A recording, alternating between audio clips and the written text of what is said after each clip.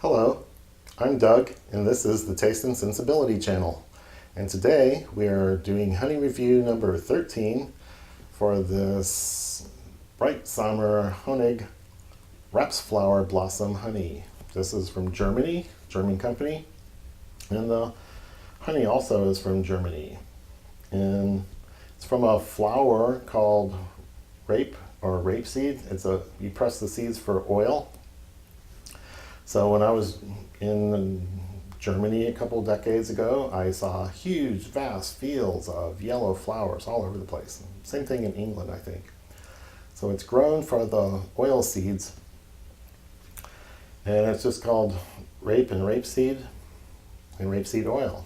Apparently, Americans and Canadians don't like using the term rape for the flower or the products, and we call it canola oil.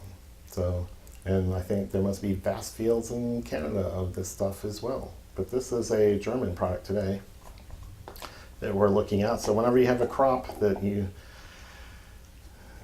need in large amounts, then there's going to be some bees and beekeepers around to make sure it gets pollinated. Give it a smell here. Ooh, it's not a sweet, pleasant smell. Musty, fusty. Old feet, old socks.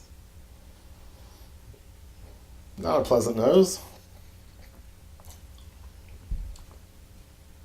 And on the taste, oh, it's light. A little creamy, buttery. Is there a tartness? Is there a lemony or a citrus? I'm not sure. I'll have to have more.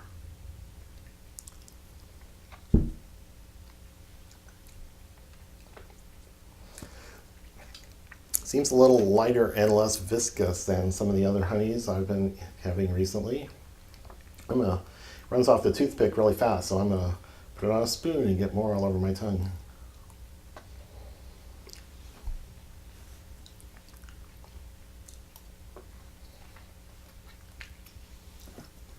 I'd say there is a citrusy note. It's not quite lemon or lemongrass. It's not quite orange, but there's a tartness to it.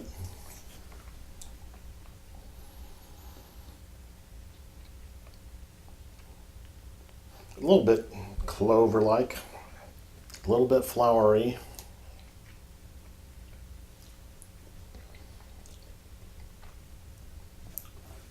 Something like a buttery note or butterscotch. That's pretty faint and light. So overall, it's a really light flavor, light taste, subtle notes. But, so yeah, it's so light I'm going to have more. Very pleasant. I can see why this would be famous and well known.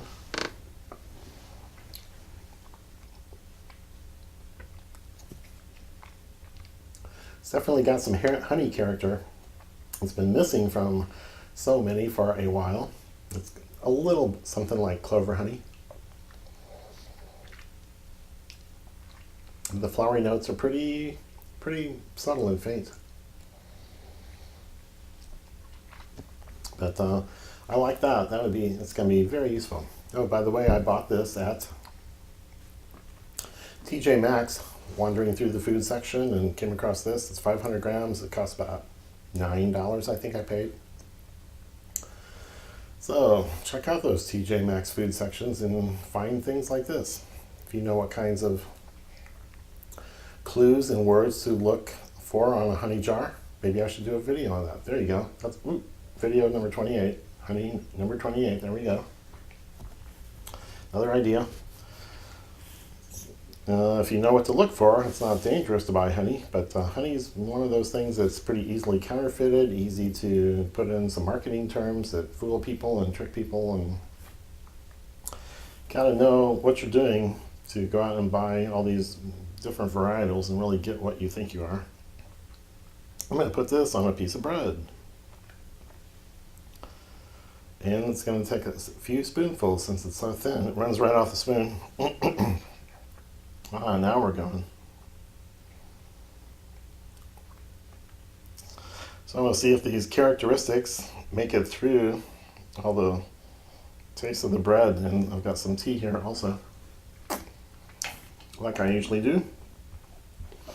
And we'll see if this is so light and subtle and nuanced that it doesn't come through the food.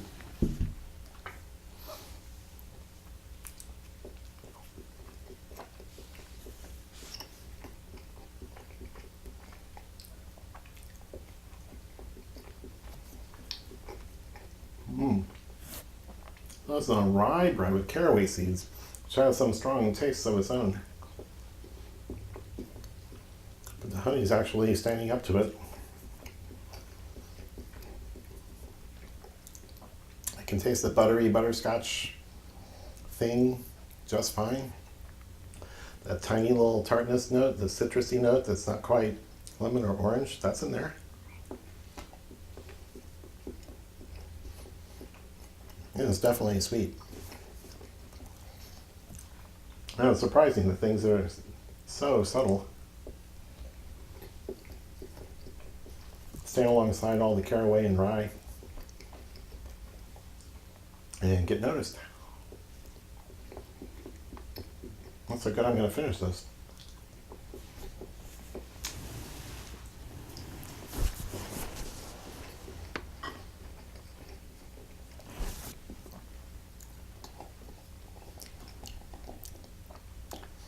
Oh, this had also crystallized quite a bit. The time I bought it, it had a little bit, a centimeter or so of crystallized sugar at the bottom, and a few months later it was way up high. So I thought, wow, that's too much sugar to have come out for me to really get a good tasting. I put it in some hot water, hottest tap water I could find, in a saucepan, and then I started heating it slowly, and put a timer on for, really went for an hour. Then turn the heat off. It's never really boiling or simmering, but it was heating up towards the boiling point.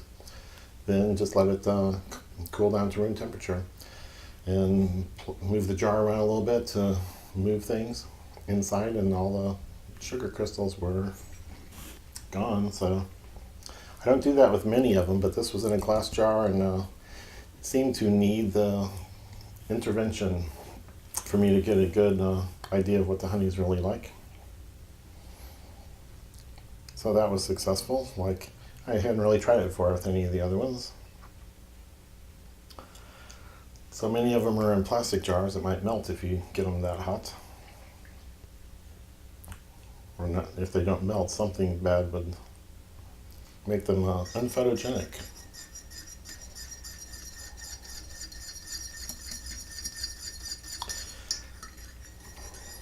So this is an English afternoon tea from Ahmed. I think that's the brand.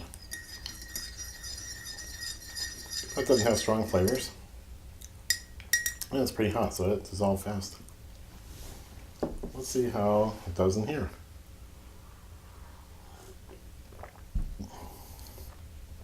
Yeah, it's sweet. It's sweet. Is there anything else to say?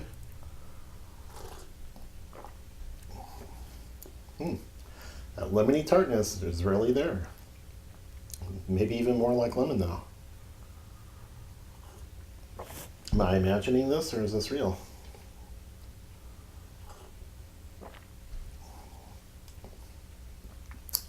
Yeah, that tartness is there. The buttery butterscotch thing is there also. They're faint like it is in the honey, but they're there. And that's a nice addition to that tea. Another spoonful would have helped more. So this is really holding up in spite of the light nature of the flavors. So this stuff is pretty good.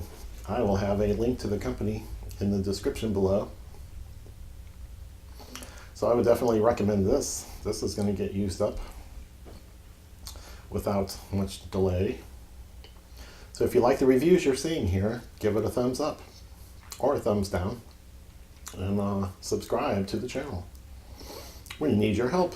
If you click the bell, you will get notified whenever the new videos are released. Usually on Mondays and Thursdays. We have quite a few more collections coming up for review. We have quite a few more single honey reviews coming along.